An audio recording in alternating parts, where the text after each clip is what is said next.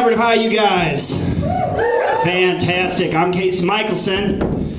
Here to tell some jokes. Actually, no, that's not true. You guys think I'm here to tell jokes, but I'm actually here to talk about hard and pressing issues. Gay marriage, I'm for it. Yeah. That's right. I'm for gay marriage because this country was founded on homosexuality. We have four fathers, you guys. Think about it. That's as gay as it gets. That's pretty gay. Anytime someone gets married, they're going to be having the same sex, so every marriage is a same-sex marriage. Why are we arguing? You guys want to hear an impression? Yeah. Here's an impression. I don't agree with Christians' beliefs, so we should silence them. That's my impression of liberals that don't want to be like Hitler, but accidentally find themselves thinking like Hitler. Now I know what you're thinking. Oh, Casey, you just made fun of liberals, so by default that makes you conservative. But I'm not, because I'm not secretly racist. Bam, 2 for 1. Now that I've leveled the room and we've talked about politics, we can move on to my trip to Colorado. Went to Colorado, you guys. Got to climb a mountain in Colorado with my buddy. It was liberating. It was a spiritual experience. We were climbing the mountain and we got tired at one of the smaller peaks, so we decided to take a rest. We were sitting on this cliff. We were overlooking the foothills and it was majestic. It was great. And then this eagle just comes flying through the valley. It was glorious. And my friend looks at me and he goes, "Casey, man, I wish I was free like that bird." That bird is free, Casey. Yeah, that bird doesn't know if it's going to eat tonight, all right? That bird lives in a constant fight or flight existence. It's probably on its way right now to go viciously kill some rodent in the foothills and try to carry its carcass back to its little family before it gets mauled by a potentially larger and faster predator. I'll take human, thank you very much.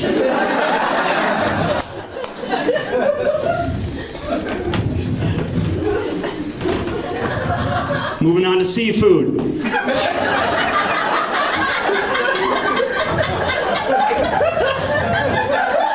I ate crab the other day, you guys. I didn't necessarily want to, but my buddies were all like, "Oh, let's get some crab." You know, I spent $30 on crab. And no wonder crab's so expensive. You need a frickin' kit just to eat it. Like the waitress came over and she's like, "Oh, you got some crab, here's a bucket, a clamp, some mallet, a fire retardant blanket, some reflectors in case you want to set up a perimeter." Do I get road flares with it too? Spent $30 so you can get a little Slim Jim's worth of meat. Meanwhile, there's a couple guys up in the Bering Sea on a boat getting pounded by freezing rogue waves, watching their coworkers fly off the side of the boat, sinking to their watery graves, so you can sit at Bonefish Grill, some meat dipping in some butter, going, "Oh, this is quaint. This is quaint, look how fancy we are."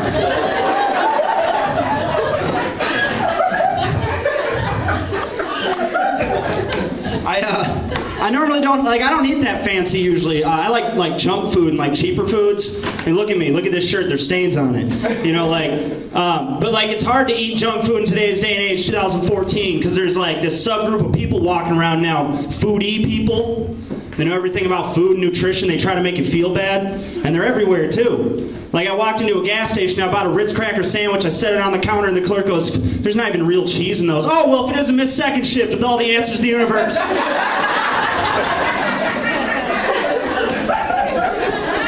Maybe when you're done solving all mankind's problems, you can go refill the cappuccino machine, fucking Edith. It's a good thing I ran into you. I was just merrily skipping down the street like, "Oh, I hope there's no synthetic cheese in my cracker sandwich. You saved my fucking life, Edith."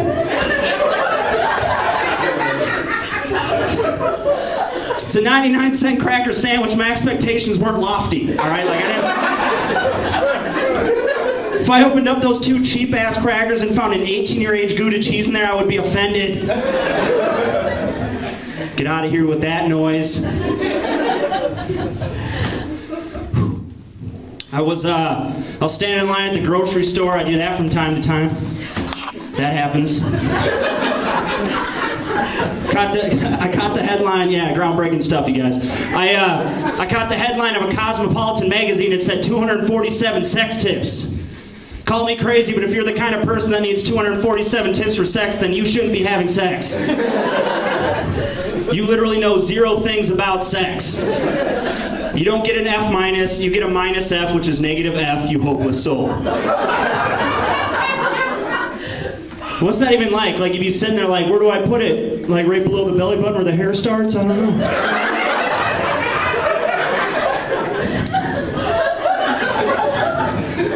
We've all been there, huh, guys? We were all 16 at one point. Happens. There's a lot going on down there. There's a lot of things to pay attention to. Anyway, where were we?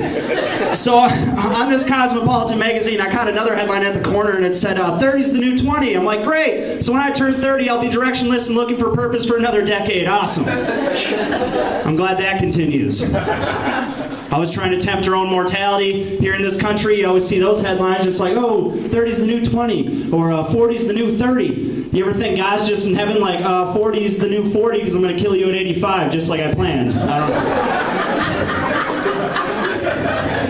Everyone knows you're 40, all right? Everyone knows because your kids have a loud mouth.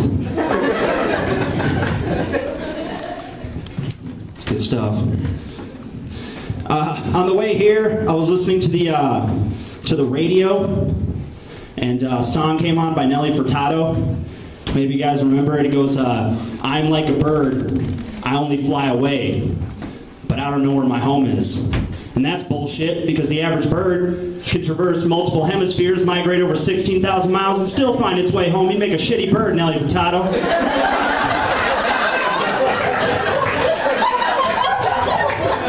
And they says to me, Casey, don't put 2 bird jokes in your set, but I did it.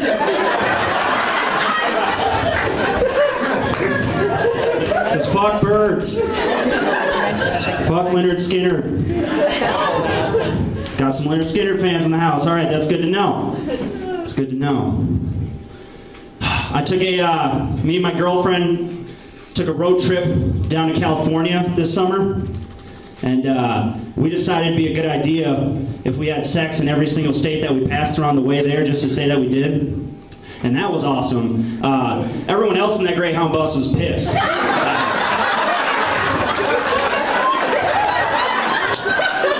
Yeah, next time I'm taking Megabus because they're not fucking prudes. Oh man, how to end this? So I had this idea for a sitcom, for a TV show, starring Bill Clinton, like after the presidency, and have like a laugh track and everything. Standard sitcom. I don't have anything written yet, you guys, but I have a trailer I could act out if you'd like to see it. A little bit of my vision. Alright, so it goes something like this. Are you looking to spice up your Thursday nights on Fox? Well, tune in to an all-new sitcom starring former President Bill Clinton. Fox was kind enough to give me my own show. You better buckle your seatbelts. Featuring hard-hitting drama. I veto this bill. Mr. President, you can't veto this bill. This legislation is going to give underprivileged children meals for an entire year. Yeah, but you got to veto 1 out of every 3, otherwise they start calling you biased. An edgy new comedy. I just hired a new member of my team to hand me my scepters after all my speeches. You could call him my chief of staff. Someone better stop old Willem right now, he's hot. All right, Bill, that's enough. Come on, Hillary, it's a Friday. This summer, coming to Fox, I'm back. Keeping up with the Clintons. Former President Bill Clinton, what are you doing in the Oval Office? Oh, I got an alumni keep. I come here to watch Netflix when Brock's not using it. Premiere September 18th.